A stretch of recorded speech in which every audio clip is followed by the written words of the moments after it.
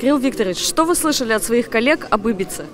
От своих коллег я слышал об Ибице, а об Ибице я услышал от Ани. Спасибо ей. И после этого я уже начал читать то, что было мне доступно в сети вот за последние пару дней.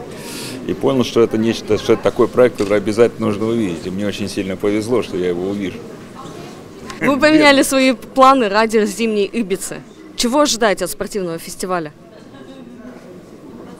А с чего вы взяли, что я поменял свои планы? Может, у меня как раз было в планах приехать на зимнюю Ибицу. А чего ожидаете от нее? А вы чего ждете? Радости, веселья, развлечения. Она знает, что ждать, и спрашивает меня о том же самом. Спасибо.